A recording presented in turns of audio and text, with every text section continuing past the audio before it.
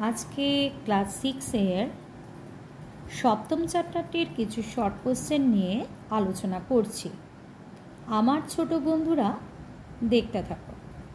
কোনো প্রশ্ন থাকলে কমেন্টে লিখে পাঠাও।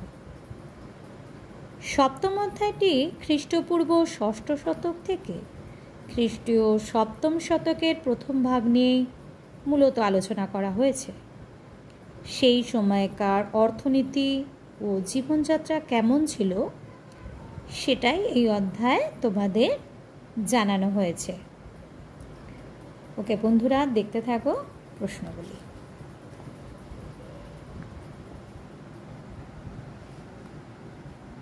অর্থনীতি ও জীবনযাত্রা।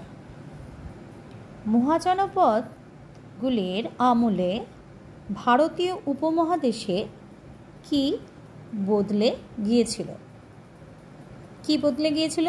অর্থনীতি ও সমাজ বদলে গিয়েছিল। 2 নম্বর প্রশ্ন, বেশিরভাগ মহাজনপদ কোথায় গড়ে উঠেছিল? কোথায় বলবে? গঙ্গা উপত্যকায়। 3 নম্বর প্রশ্ন, সেই সময় প্রধান ফসল কি ছিল? কৃষিতে ধানই ছিল প্রধান ফসল। ধানের মধ্যে কি ধান সেরা ছিল? শালি ধান। কোন অঞ্চলে শালি ধান বেশি হতো? মগধ অঞ্চলে। কালো চকচকে মাটির পাত্র কাকে বলা হতো? গৌতম বুদ্ধের সময় একরকম মাটির পাত্র বানানোর শিল্প খুব উন্নত হয়েছিল, তাই প্রত্নতাত্ত্বিকরা সেগুলিকে উত্তর ভারতের কালো চকচকে মাটির পাত্র বলা হয়। বস্ত্রশিল্পের কেন্দ্র হিসাবে বিখ্যাত জায়গা কোনটি? বারাণসী। পরের প্রশ্ন, বিনিময়ের মাধ্যম হিসাবে কি ব্যবহার হতো? ধাতুর মুদ্রা। কাশ্যপন কি? ষোড়শ মহাজনপদের আমলে প্রচলিত এক ধরনের মুদ্রা। পরের প্রশ্ন, প্রথম নগরায়ন কি? প্রথম নগর সেই সময় গড়ে উঠেছিল হরপ্পায়, তাই প্রথম নগরায়ন হরপ্পা সভ্যতাকেই বলা হয়। পরের প্রশ্ন, দ্বিতীয় নগরায়ন কি? প্রথম নগরায়নের প্রায় 1000 বছর পরে গঙ্গা উপত্যকায় 600 অব্দ নাগাদ একটি নগর গড়ে ওঠে। একেই দ্বিতীয় নগরায়ন বলা হয়। 12 নম্বর প্রশ্ন, মৌর্য আমলে নুনকে কোন দ্রব্যের মধ্যে ধরা হতো?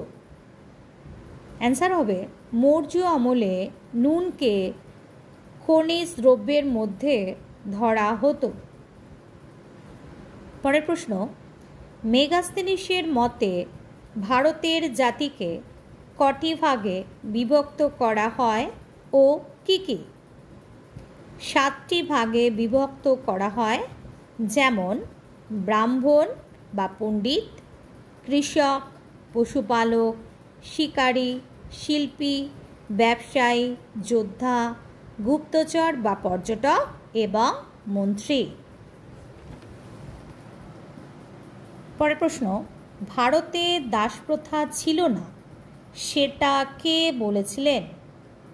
মেগাস্থেনিস বলেছিলেন। মৌর্য আমলে পুরুষরা কেমন পোশাক পরতেন? সাধারণ পুরুষরা আজকালকার পুরুষদের মতোই ধুতি চাদরের মতো পোশাক পরতেন, আবার অনেকে মাথায় পাগড়ি ব্যবহার করতেন বা পরতেন। 16 নম্বর প্রশ্ন, মৌর্য আমলে মহিলারা কেমন পোশাক পরতেন? মৌর্য আমলে মহিলারা চাদর বা ওড়না ব্যবহার করতেন। ধনী ও রাজপরিবারে নারী পুরুষ উভয় দামি পোশাক পরিধান করতেন। সাধারণ মানুষরা সুতির কাপড় পরতেন। এছাড়া পশম ও রেশমের কাপড়ও ব্যবহার হতো।